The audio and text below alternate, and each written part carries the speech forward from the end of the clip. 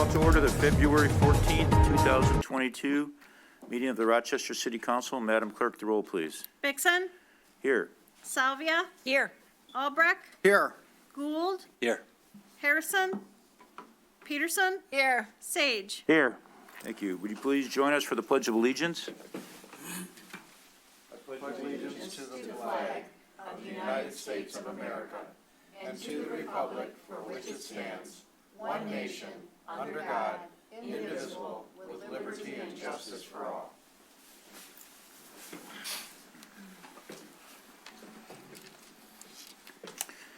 Thank you, everybody, for coming on a nice Valentine's night, but the business of the city continues on, so thank you, everybody, for coming. And thank you to all the families for allowing us to do that. First, we have public comments, scheduled and non-scheduled. Brian, is there anybody calling in? I do have a written comment that I can Okay. read out for you. All right, Brian, go ahead. This is Jessica Opfer, 146 Terry. Dear Rochester City Council members, I spoke before this body last month to express my support for the city's resolution to preserve the historic Rochester Community Schools Administration Building. I'd like to thank the City Council for making this strong statement of support for the building. I would like to report to you that in the past 3 weeks, more than 715 community members have signed an online petition stating in part that we, the citizens of the greater Rochester area, call upon Rochester Community Schools, the City of Rochester, and interested developers to collaborate with the community to find a creative solution for adaptive reuse of the building complex in order to retain this important symbol of our local history and of our pride in educating the students of our community. While this petition represents only a small subset of our community, primarily those active on social media, there is clearly considerable public support for the preservation of the building. At this time, I would like to call upon City Council to give some consideration to the idea of acquiring the RCS administration building to hold it in trust for the community until a creative solution for its redevelopment can be found. I realize this may be a monumental request, but I am suggesting it because many community members are concerned that an interested developer will not be able to step forward with a comprehensive plan to preserve the building by the school district's March 28th deadline. Given the district's lengthy timeline for vacating the building, which they have stated could take a year or two, there is ample time to consider creative alternatives. I would encourage the City Council to give this matter some thoughtful discussion and determine if there is a way for the city to play a more active role in preserving the structure. Thank you for your consideration of this request. Thank you. Ms. Chrisman? We have Penny Chrisman, former state representative, former mayor, former city council person. Welcome tonight. Don't hold it against me. I won't. I'm a politician. And when I first got to city council, I sat next to Penny Chrisman, Yes, back in the day. we didn't fight too much. No, we didn't. Didn't elbow you or anything? Well, sort of. I live at 210 Charles Road in the city of Rochester. Born and raised in this city, as was my mother before me. And my mother and my father-in-law graduated from that school. And I have, my brother and sister graduated from there. I have cousins, aunts, uncles that graduated in that school. That is truly a part of our history. In fact, I was there, I attended school there from 4th grade until 9th grade when we then moved up to the high school. We didn't have middle school then.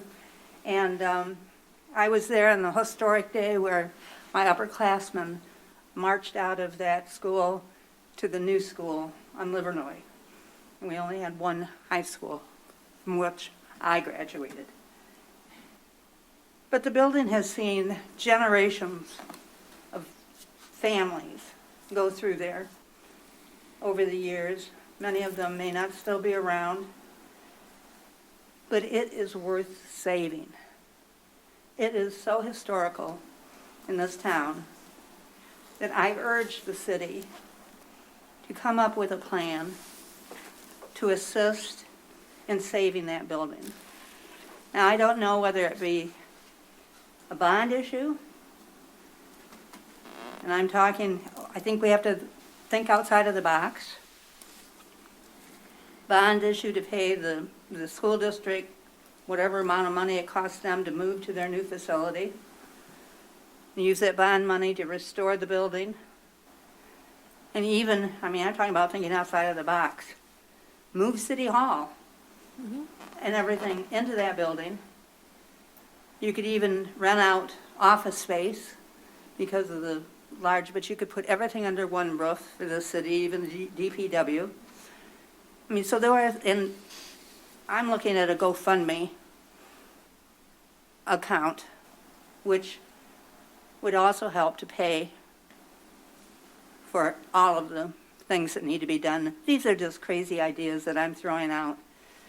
But like I said, I'm history around this town, literally and figuratively.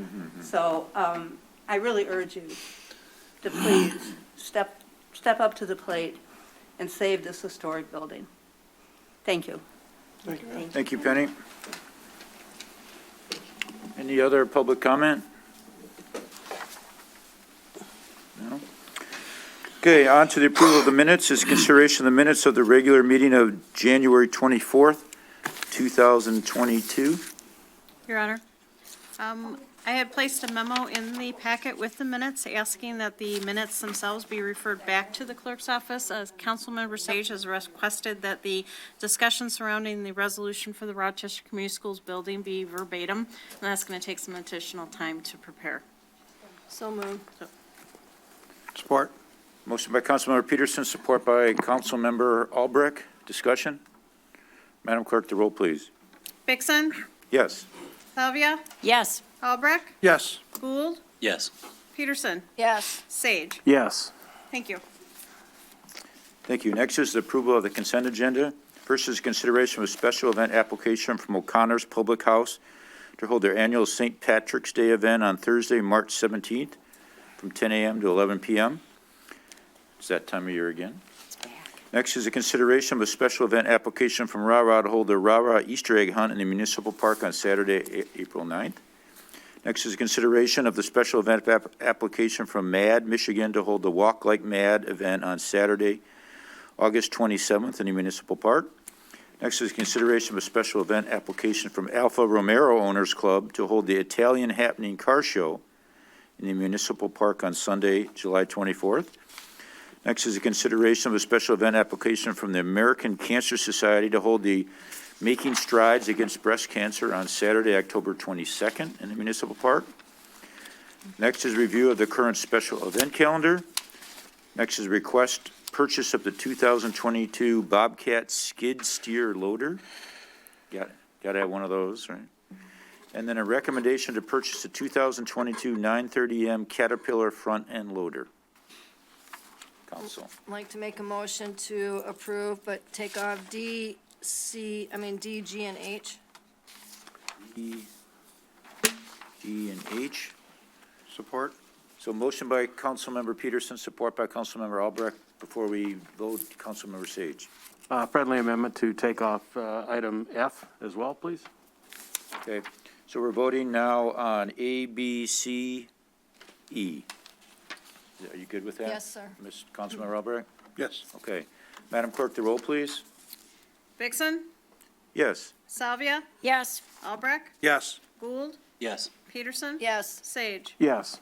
Thank you. Now we'll talk about D is the consideration of a special event application from Alfa Romero Owners Club to hold the Italian Happening Car Show in Municipal Park on Sunday, July 24th. Councilmember Peterson. Yep, only question I had is I know that when it happened last year, I don't know, I never heard back whether or not there were any issues or anything like that, so wanted to know how it worked out from the chief.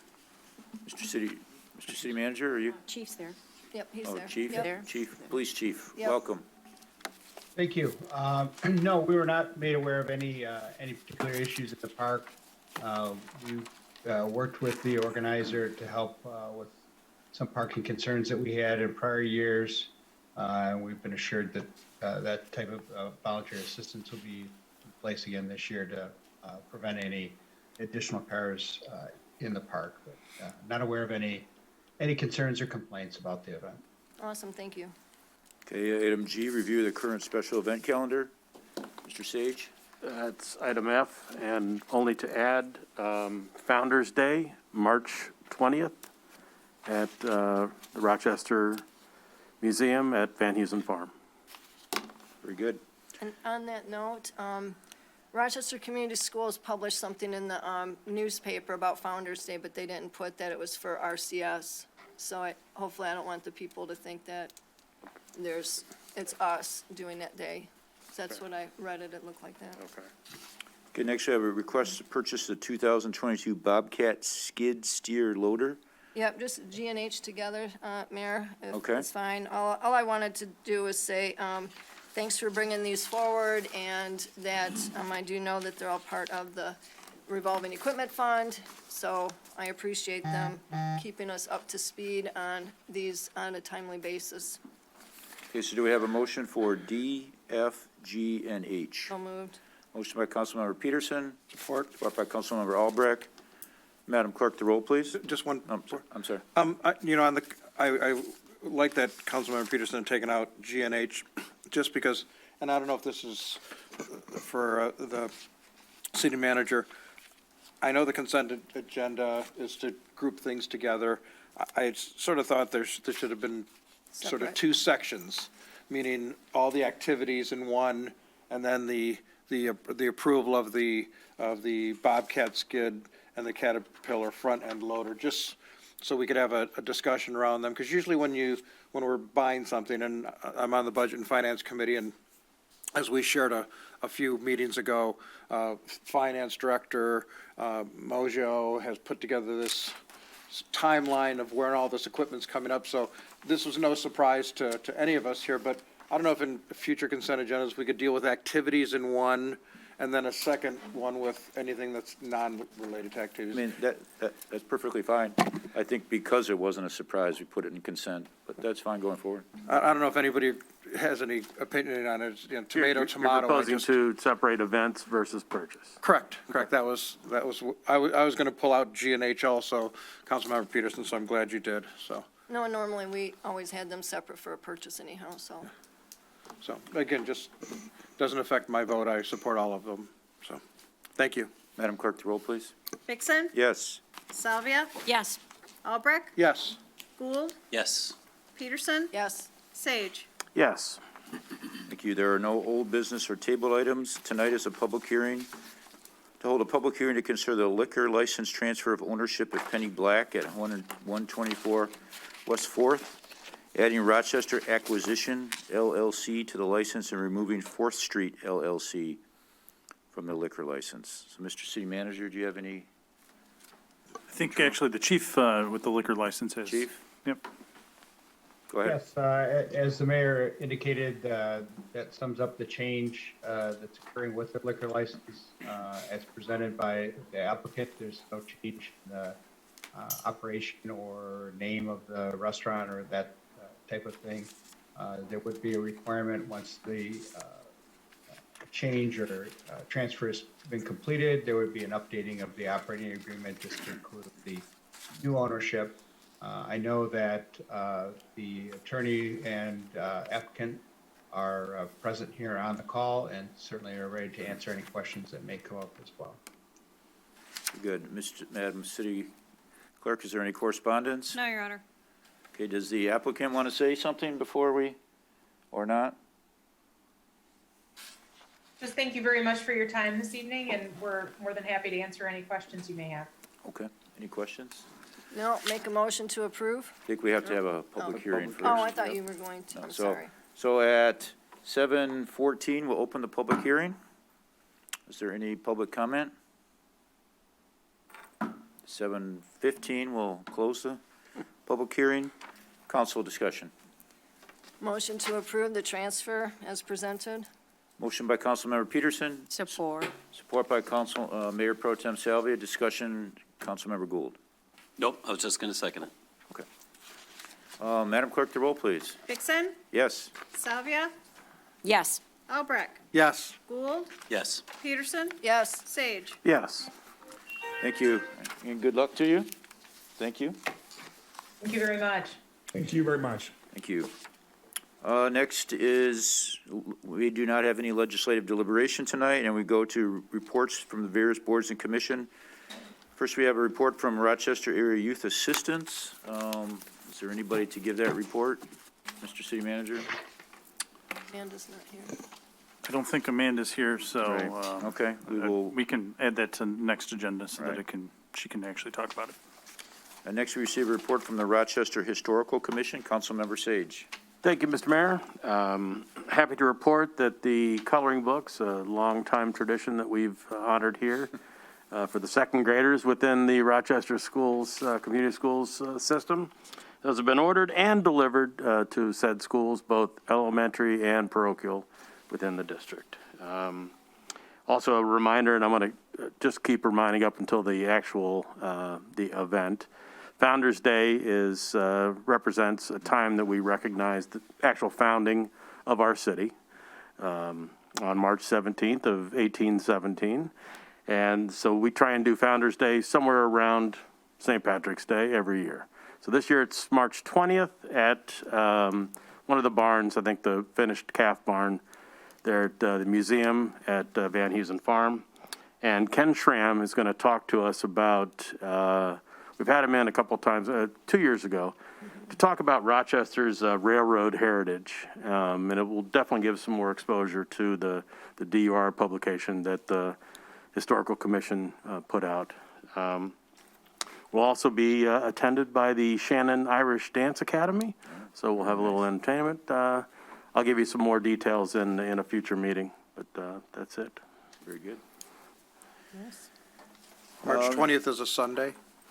Yeah, I was just making that point. Next, we have a report. We will move the report from the City Beautiful Commission to the next council meeting.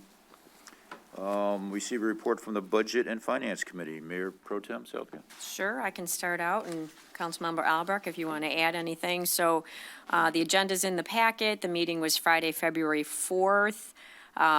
We discussed the updated and finalized SWOT, which all of council should have received in the city manager's packet.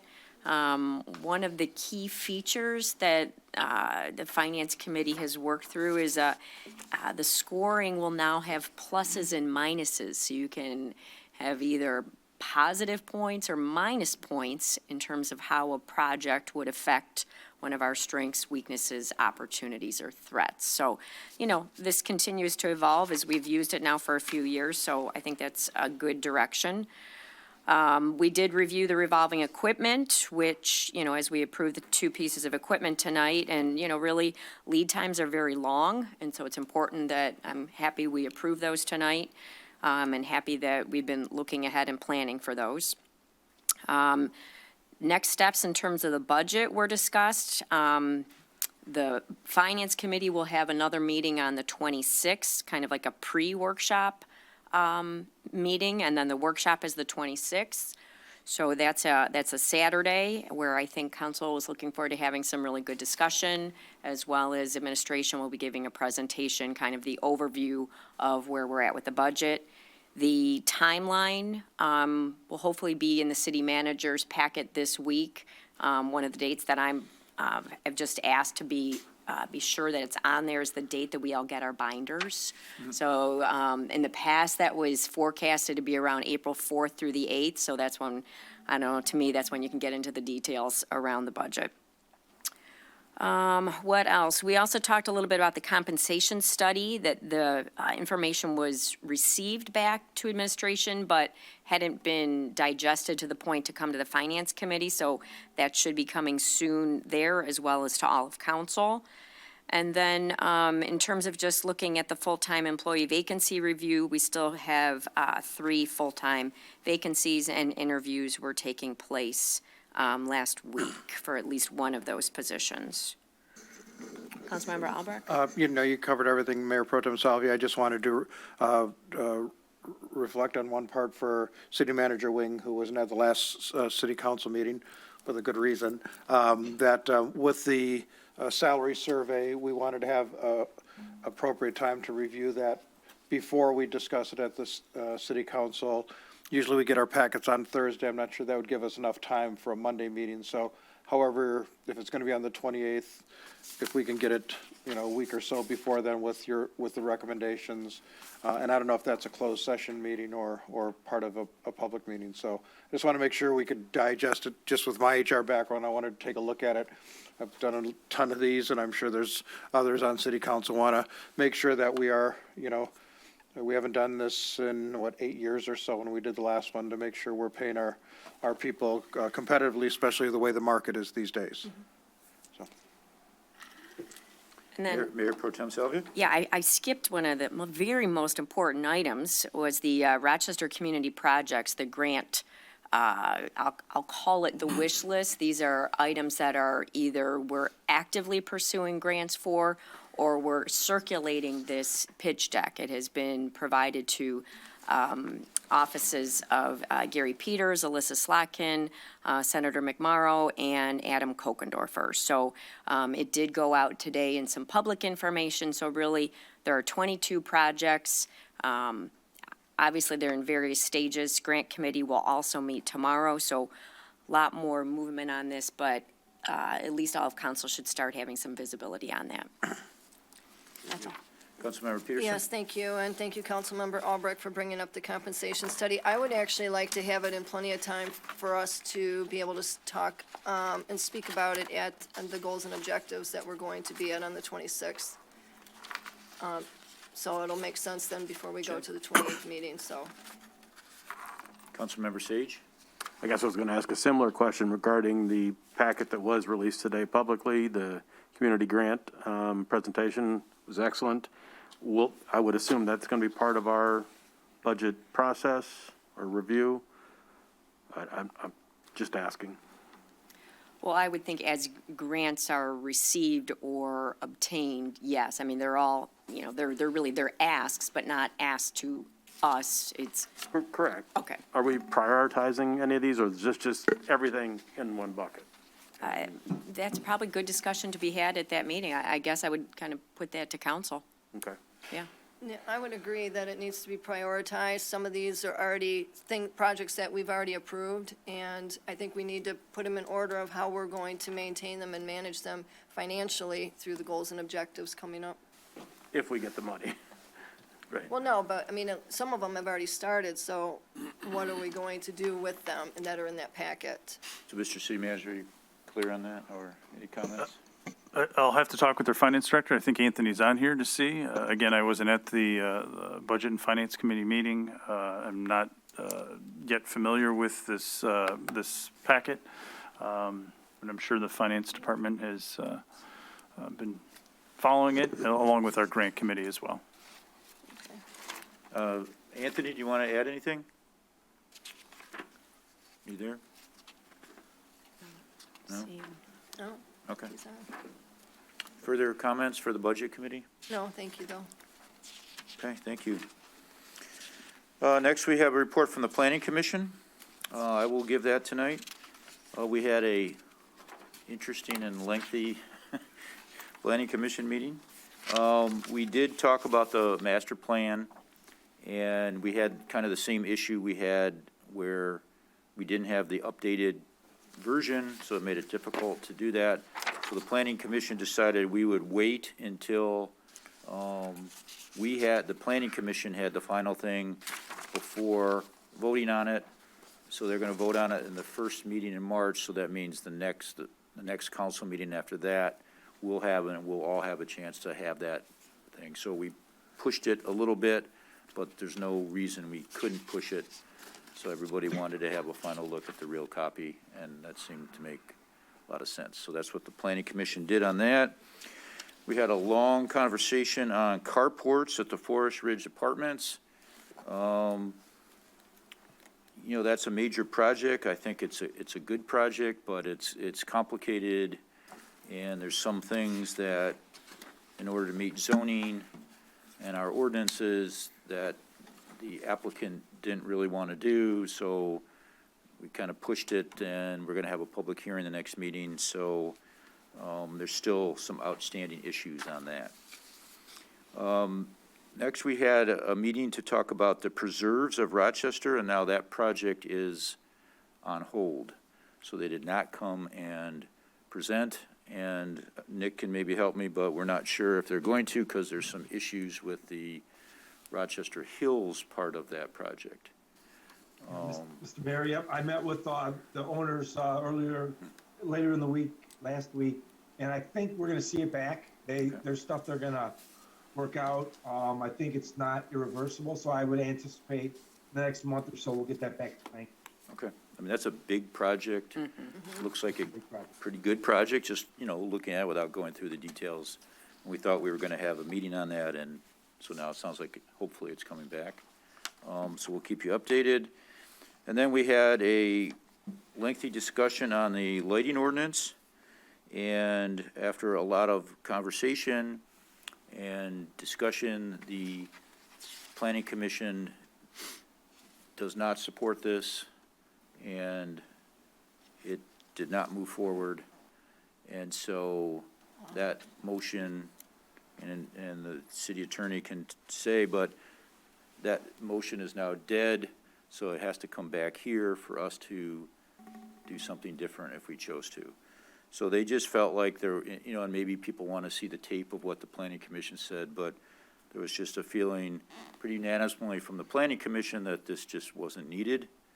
And I kind of presented my view of what the sense of our council and what we had talked about, but there was no support at all for our amendment. So, Mr. City Attorney, do you want to add to that? Sure. That is a pretty fair summary. There was no motion. It was just there was a call for, if there was a motion, the next step would have been to set it for a public hearing. There wasn't a motion, not even one to set it for the public hearing. They just felt, and like the mayor suggested that, the Planning Commission did go and put a lot of comments, so that I would encourage City Council to look at those comments as to why they decided to not take it, and they felt it wasn't necessary. I believe one of the comments that kind of drove home to Planning Commission was the, they felt it wasn't a good policy to make legislation for one situation where it could lead to, several nonconformities, and they just felt that what we had in the books today was sufficient. So I think that's, I think that's a fair supplement to that. So that's where it's left. Now, we can try another one, or we can do something different or something, but as of now, the thing we sent to them is done. Now it's back to here. So that's where we are. Councilmember Peterson? Yeah, so that's not on the commercial side, that was just on the residential one? Correct. Okay, so I guess I will watch the minutes. Can we put that on the next agenda? So we can Sure. get it back on somehow and into discussion? Councilmember Sage? Thank you, Mr. Mayor. And my comments, I guess, or questions are for the city attorney. So if we place this ordinance within another ordinance that doesn't come before Planning Commission, is that a better avenue, or do we need to just create our own ordinance? My confusion and frustration is that a non-elected body can basically tell this elected body that our decision going forward is not adequate. And I just want to make sure that that's part of the charter and that is truly the situation here. And I would just comment, that does seem odd, but I guess that's the charter. But Mr. City Attorney? Yes, there's, I guess, a couple comments to that. One is, when it was originally before Planning Commission, that the Planning Commission specifically took out or wanted to make clear with the ordinance that it presented back to City Council that it didn't involve the neighbor-to-neighbor light situation. And that's where this, where City Council took over and says, we want something in place. We think it needs to be, there needs to be a little bit more regulation. And it was, when it was sent back to Planning Commission for this time, they revisited the, they took a kind of a poll, if you will, to see, does anybody, has that feeling changed from before? And they felt like what was on the books was sufficient. And I guess getting to the direct question of, is there a way to make this so it's not a planning commission thing? Because, right now, all zoning ordinances do go, by the city code, have to go through planning commission, who has to conduct a public hearing and then make a recommendation or a report. It actually doesn't say recommendations, report back to city council. So they could have put one together with a negative recommendation after conducting a public hearing. But they considered that, but they said, well, maybe, like if none of us want to do this, why would we do this? As far as the concept, and they felt the need. But we could explore having an ordinance amendment that is not in the zoning code, which is to your point. We could certainly explore that and see if we could put that into the regular code. I think that can be done.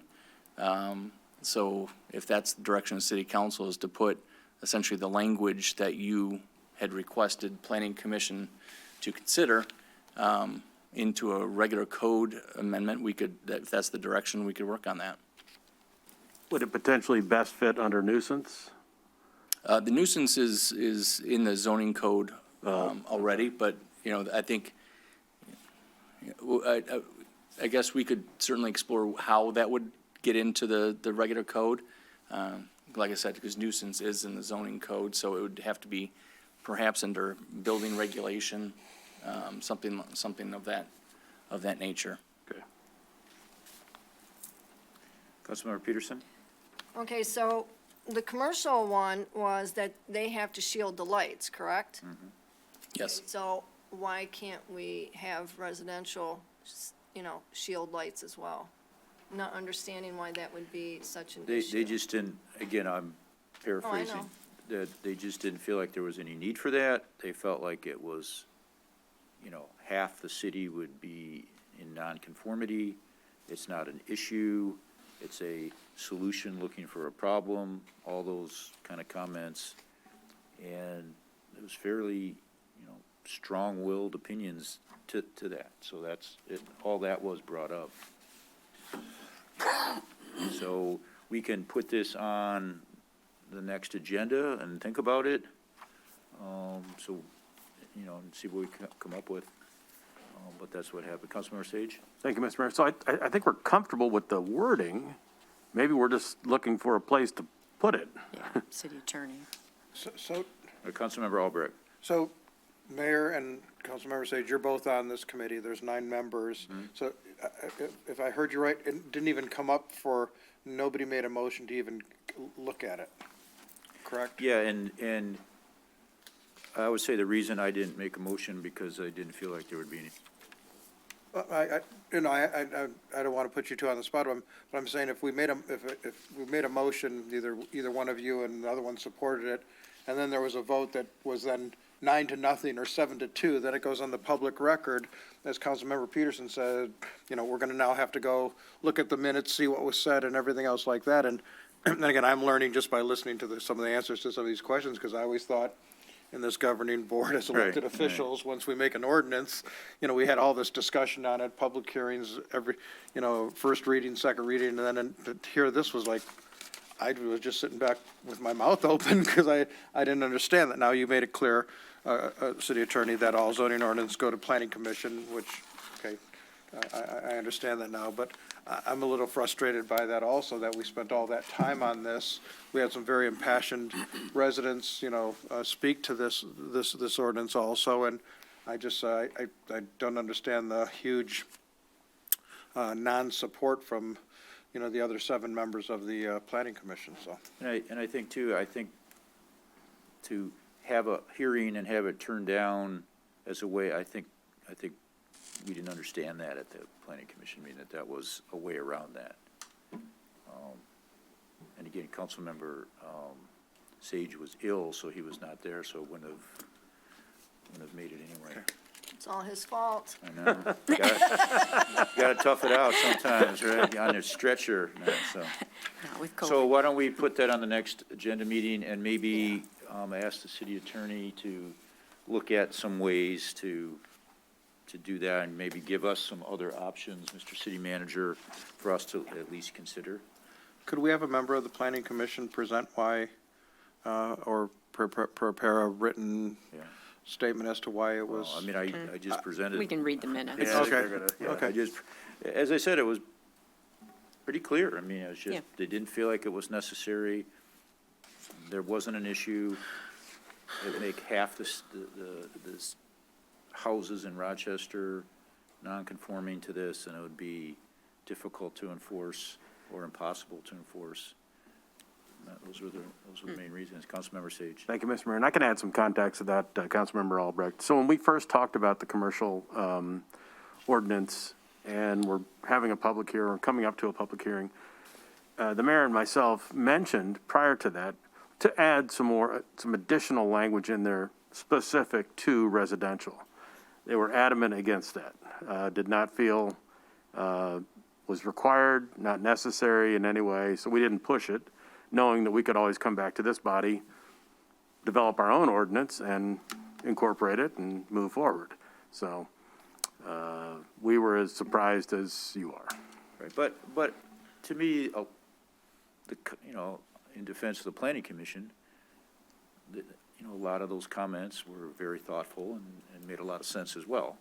So it's not like it was just, some off the cuff comments. It was well thought out, and a lot of people have done some research. Councilmember Peterson? Yes, thank you, Mayor. So, to the city attorney then, so are we able to enforce this if it goes outside of the actual zoning ordinance? I mean, just if it's just sitting there under ordinance, if we were to sit and go through all of this again and come up with maybe a different option? No, I think so. I mean, we have, obviously a whole book of code, outside of the zoning code. So, that's, I'll take some time to kind of figure out where that may lay, or lie. But yeah, if it's in the code, I mean, it's, that the intent is that it would be enforceable. Just like, like the building code, for instance, is adopted by reference in the regular code. So, those are, if that's a place that immediately comes to mind where I could see it being put. But we could, if it goes in the code, I wouldn't, I'd tell you if I didn't think it would be enforceable outside the zoning code. Because lighting doesn't necessarily have to be a zoning issue. It could just be a building code issue. At least that's, I'm shooting from the hip a little bit, but, I think I'll have some time to noodle that. Well, and I guess if I may, Mayor, I don't want it to like muddy the issue, right? But I'm going to go to that next step of why we should have something regarding lighting, and that has to do with the green and clean and everything else, to maybe have something that actually takes into account that type of energy saving type of thing too, which would cause them to either be shielded or a lower wattage, et cetera, so. Yeah, and the one thing I would. Mr. Mayor, I'm raising my hand here, I'm sorry. Go ahead. It's Nick. Thank you, sir. I think we should say that the overriding argument that came up multiple times, I think you'll agree with me, was they asked staff, how many complaints have we had? The answer was one. It was very strongly stated that we should not write ordinances for one complaint. They said that many, many times and repeated that as part of their reason. So I think that's fair to let the council know that. Yeah, I would agree. That was said multiple times. Councilmember Peterson? Yeah, and I think that's where we get off track of really doing good legislation, is because when you do have somebody who could be coming here and speaking on behalf of more than one person as well, because sometimes some people don't want to come before us and talk about, their neighbor's lights or anything. And I think we need to take a step back from that and really look at it from, that standpoint of the concerns that have been raised outside of any personal that we have learned of in the past. And I don't think it does us any good to just put that out there as like, well, that's the same person. It doesn't mean that, so. Very good point. And I would agree with Councilmember Albrecht that I believe ultimately the decisions, the main decisions from the city should come from this board. Should come Obviously. from the elected board. So, I Obviously. mean, I think we're all, we're all pretty clear on that one. So Mayor Pro Tem Sylvia. Thank you. So still on the Planning Commission topic, so maybe a question for Nick Banda. So Nick, was there discussion about any PICAs or I saw some notes in the planning package regarding additional updates to the master plan revision? Yeah, I think Nick, the yeah, mayor was there probably was. gonna get to that. That was our last item. Mayor, do you wanna? Oh, go or ahead. can I mean, we respond? did, Okay, Nick, go ahead. yes. We did talk about a couple PICAs, so. We did, and what's the young man's, Rowan, we asked for him to come back because he did such a great job with you all. And he did a great job again, and we had very specific, discussions, and I know, two things came up majorly. They agreed with all the, he went over the whole list of things that council and the public had asked for in the 63-day trial for the comment period. Then the owners of Hell Row came and made their case for it to have a PICA established on their property, which was zone master plan residential, and that was favorably looked at. And then they also favorably looked at we're happy that the PICAs were put back in to the plan that council was supporting, and expect to see that at the public hearing in March. I think that's why they wanted to see in writing that, that's back on track. That will ultimately get the city council to make a decision. So, yep, we had that same discussion and they supported the concept. We had a very good discussion about why, is a PICA overreaching? Is it a tool? How do you use it? The bottom line is, they were very clear and took the same tact you did. If you want to say no to a PICA, you can. And they liked that flexibility where it didn't tie their hands as a planning commission on the site plan, nor city council on a special project. So we had a good dialogue and we ended up in the same place that council did, where they supported the establishment of the PICAs. And again, El Row made their case, and it will come up formally at the March meeting if they want to add that PICA district into our request. Okay, good, thank you. And Hello? Yes, someone said hello. Hello? Hello. Hi, Jane Turner. All right, well, we're not having public comment right this second. Well, no, I want to talk about the lighting, which you seem to have skipped over. Well, no, we just talked about lighting. Yeah, we're just talking about it right now, actually. So that's what you wanted to talk about? Well, you went to the master plan, so I wasn't sure. Okay. Okay, go ahead, Ms. Turner. Okay, you have an ordinance, a weed ordinance, that's driven by residential complaints. Why can't you have an ordinance with a light at the same thing? That's It's enforceable. I'm sorry, go ahead, I'm sorry. No, I'm finished. Okay, yeah, I think this was going to be based on complaint, not city enforcement. So it was going to be exactly the same, is that right, Mr.? That's correct. That was the direction of city council. Okay, so the light ordinance would be, I'm sorry, I'm on a delay. The light ordinance would be triggered only by a complaint of a resident, not by the city going around and finding Correct. Things.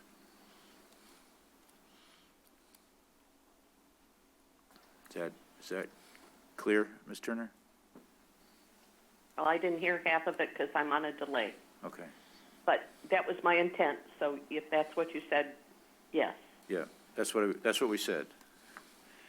Okay, Okay, Thank you. Thank you. Councilmember Peterson? bye. No, I'm fine now. I just. Okay, so,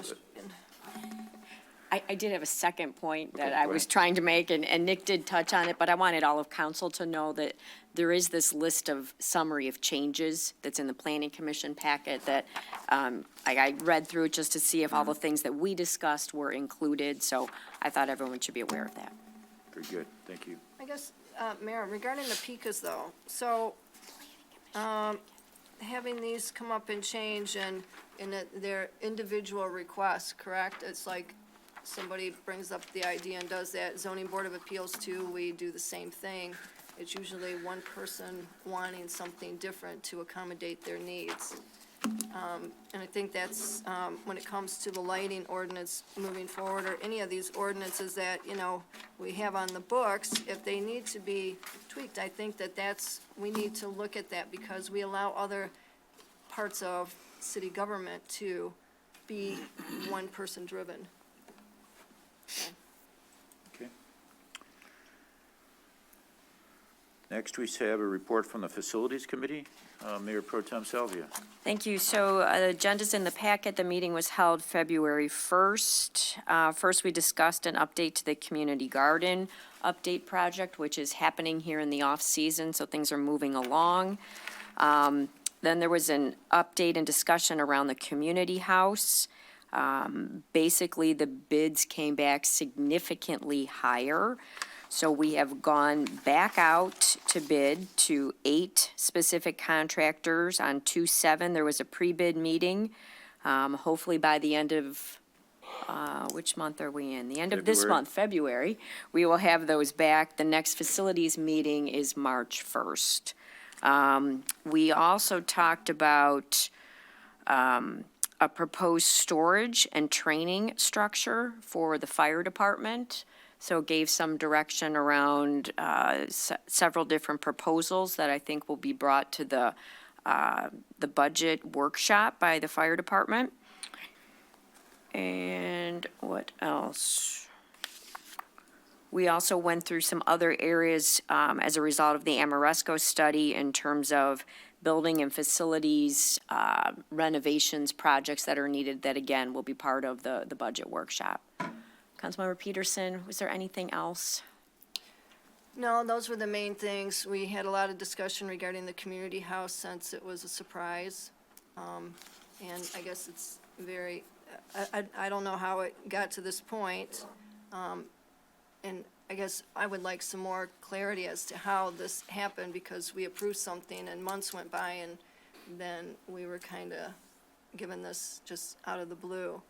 And I don't know how that happens through administration that way. So, and the part regarding the fire department, yeah, everything that was going to be brought into there. So no, everything was good. I think that the Amoresco study as well as the community house really needs some answers to that. I'm not happy sitting here knowing that it's going back out to bid, did we get rid of the other contract then? Was that already done through administration?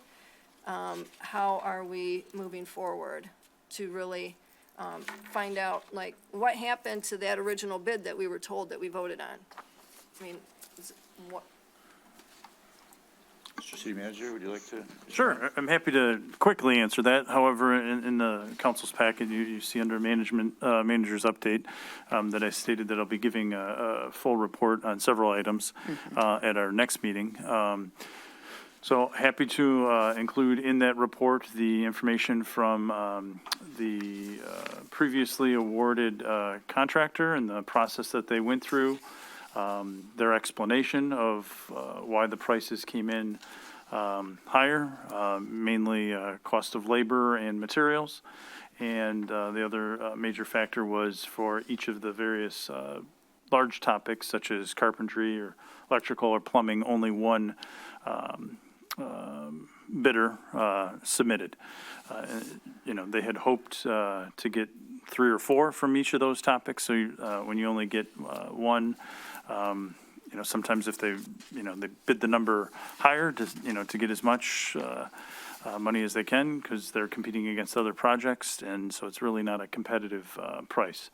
So all in all, the prices, as was noted, came in higher.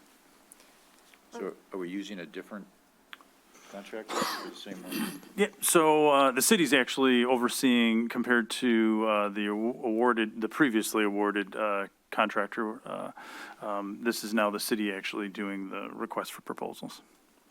Very good. Mayor, if I Councilmember may. Peterson? Thank you. So I guess, and I appreciate that part, but that's not, to me, what, we were sold something else that was going to be done. I want to know how we were told to vote on $1 million. What were we supposed to get for $1 million if this is now not part of the whole project?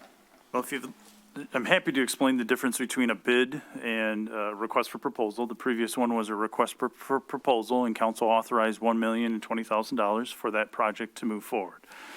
As a request for proposal works, versus a bid, where a bid is you're actually bidding, let's just say, a vehicle that you're getting from, let's say, 3 different dealerships for a specific product. An RFP is each vendor is proposing what they're going to put together as their solution for the package. And with construction projects, they needed to still have the final portion, which was in the document, the agreement, that they still needed to get the carpentry, the electrical, and all those subcontractors together. They put together their best package, which was a little over $1 million, which was, I want to say, about $4,000 different than one of their other competitors, which allowed the city to think that those 2 bids for what they were proposing were very competitive. The COVID environment, along with workers and shortage of materials and supplies, resulted in those prices coming back higher than that estimate from that one vendor, as I would assume from the other vendors would have been as well. So that's, again, how this process. That was an estimate, not a locked-in price, is what you're saying. It was an authorized up to for this project. Again, since that did not come in with the other ones, the project has not proceeded. However, we have gone back out to the market through a new RFP, and we might get that number, somewhere around what was authorized before, but council would have to approve that. Again, with construction projects, you're not buying a set item like a vehicle that we're competing. This was a overall proposed project. And again, the components that were still variable, as the mayor just stated, is, the construction, so labor, materials, and others. Mayor, if I may. Councilmember Peterson? Okay, so I know the difference between the 2 of those. However, what I can't wrap my head around is this is not what we were told. We were told it was going to cost us this. Nobody in this whole amount of time that has taken place since October told us there was an issue going on. And from word on the street, as it happens, is that there has been an issue and a lot of problems, and we've already known that COVID was an issue, but the process of this here, that when it came to us to vote, did not say that you're just voting to get this started. And then my next question is how much was already spent? Because I want to know, how much did we already spend to end up saying, no, we can't do this now? Okay? And how are we going to, in this new RFP proposal, know that we're going to have everything again laid out? And why wasn't it really in the first one? That design build concept, we were sold 1 bill of goods. And it's now like it was only a partial. And I think that it makes us look really stupid. Well, it was an RFP, so it wasn't locked in. That's what he keeps saying. Right? Well, and these were all discussions we had at the Facilities Committee meeting, of which Councilmember Peterson, you are on. So, I mean, we have discussed that Yes. at the meeting. No, I understand that, but we're not getting, it's not coming to us, it came to us after the fact, after it's been told that it's more expensive now. That's not what we were originally told at the very beginning when this project came before us, so. Okay. Again, I will have a report, as I stated, at the next meeting, and that will have more details that all of council, again, if the bids came back lower, council would be patting yourselves on the back to say we went through a process and, the numbers came back lower. Unfortunately, again, we ended up in a pandemic, and when we started off looking at that particular project, the proposals that we received were, like I said, these 2 were very close, and that was the estimate. Unfortunately, the results of the request for proposal came back with those individual subcontractors higher than what was estimated and put into that request for proposal response. Well, I would suggest that in our RFPs or however we're going to proceed forward with any projects, we know how long it's going to take them to get back to us, and we were already in a pandemic when this was actually approved, to go ahead and do that. So knowing that the costs were already high, because it was stated in our meetings more than once as well. So I just think they're all excuses for a poorly planned discussion that we were told one thing and getting something else. And I would like to know then, too, I still want to know how much was already spent, and I want to know, have we already released wing construction from this, because it didn't come to us to tell us that we were going to release them from their contract. Mr. City Manager? Yep, so they have, weren't able to meet the price that they had, and they submitted a letter to that effect, allowing the city to then go out with the information that had been previously paid for, which was the specs, the drawings for the overall project. We used that information and issued a new request for proposal. Again, my report will have that information in it. Again, my understanding, I was not at the last facility meeting, but my understanding was the engineer, or at least one engineer, was supposed to be there to explain that to the committee members. Oh, no, Aseel did a great job. That, it's not about that. It's about what took place and led to up to this point now of redoing something.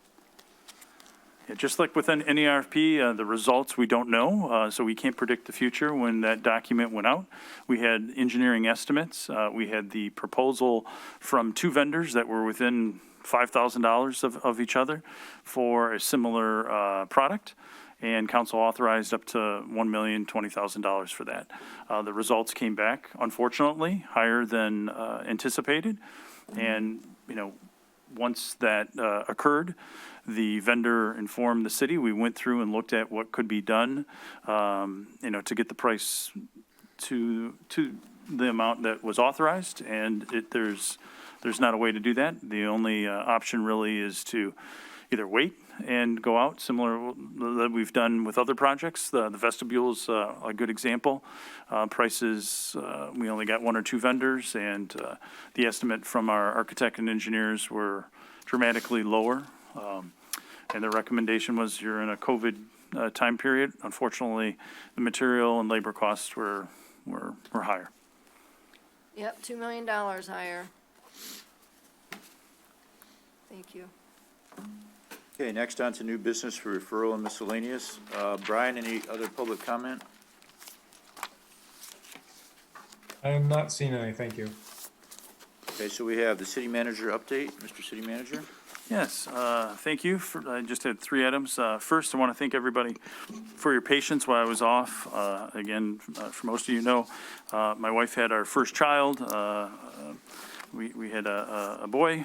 His name's Grayson, and I appreciate everybody allowing me the time to bond with my son. And I do appreciate everybody's working with our deputy manager Banda, as well as our team as they handled a snowstorm, as well as many other things during the 3 weeks while I was off. From there, I do want to note that we have our upcoming city goals and objectives that will be occurring on Saturday, February 26th from 9 until 2 p.m. Over at the fire station. And we'll have additional information coming out on that shortly. And then third, I did want to highlight that I'll be providing updates at the February 28th meeting on several topics. The water main transmission project. I think it was this past Thursday that I signed off on the final component of that, so we'll be having a closeout for that particular project. Also, that same vendor handled our South Street project, and so I should have that closeout report then, in addition to an update regarding the community house, as well as a few others. So, again, several project updates and some closeouts with our upcoming meeting. I will need to talk with the mayor in regards to the wage and benefit study to see if initially, depending on some of the components, they might allow us to go into closed session due to certain sections do impact our upcoming negotiations with our various unions, and then having a open discussion at a following meeting. So if we do a closed session component on the 28th of February, we most likely then on the 14th of March would have a maybe a redacted or an executive summary for the component for an open session. That should allow council with enough time, several weeks to review. I will ensure that we at least have an executive summary for our discussion of goals and objectives so that council knows potential budget impact. Tomorrow, I'm meeting with our department directors to go over the current draft version. Again, it's over 70 pages. I did receive several comments. One of our department heads had over 25 comments, which I have received on Sunday and forwarded to our vendor, GovHR. So I had already pre-set up a meeting with them for Wednesday. So following my staff discussion with the directors on Tuesday, I'll be forwarding those comments to GovHR, and then I'll be talking with them on Wednesday. So as best I can do is say that I can get an executive summary of what has, what's the results, and I will do my best to get council the full component. I would ask is, again, several sections of the document are helping us with our upcoming union negotiations, so to keep this document confidential. And that's all I have. Very good. Anything on the check register, Mr. City Manager? I can just read off the dates. I've been told in the past that for the record. So we had the check register for January 21st, January 27th, February 2nd, and then February 10th. Very good. On to miscellaneous. Madam Clerk, Nothing this evening, Your Honor. Mr. City Attorney, Nothing, thank you. Councilmember Gould. I would just say congratulations again to Blaine. I'm impressed with how sharp and on the ball you are. I probably wouldn't be in the same state, and I hope everybody has a happy Valentine's Day. Thank you. Councilmember Albrecht. I wanted to, as we hopefully are on the tail end of this latest Omicron variant, I wanted to request to the city manager and the mayor to consider returning us to our more normal setup in city council, where we are sitting up at the dais and get this set up so we can get back to some semblance of normalcy, like other communities are surrounding us. That's all. Mayor Pro Tem Salvia. Thank you. So Infrastructure Committee will be meeting this week, reviewing infrastructure projects of all things. Also looking at potentially some safety items. In the manager's packet, we talked about some other areas of safety, so tying back to the grant committee where we can do some improvements as well as increase some safety in our community. And also just wanted to say that Community House is booking strong. There's all sorts of parties, events, nonprofits, the Boy Scouts. This summer, there will likely be 2 tents out there, one out back and one on the side pad. So people are gathering and planning for a wonderful summer and fall. Very good. Councilmember Sage. Nothing this evening, sir. Councilmember Peterson. Nothing. I would just like to say also congratulations to Blaine. And just thank you for the staff who picked up the slack while you were gone. I thought they did a good job. I enjoyed having conversations with Nick again, even though we diverged off topic a number of times. Really? Funny how that is, right? Surprise. And just the meeting, the budget meeting we have on that Saturday on the 26th is an important meeting. So, we'll be ready to discuss a lot of different things, and it's from 9 to 2. Hopefully it won't last till 2. That's a long Saturday, but, we'll do there and get what we need done. So that's all I have. So everybody, happy Thanksgiving, and it is Thanksgiving, happy Valentine's Day, Merry Christmas, Happy New Year. Well, I told Councilmember Gould, it seemed like it was a Happy New Year, so meeting adjourned. Happy something. Happy something. I know. Almost on the. Okay.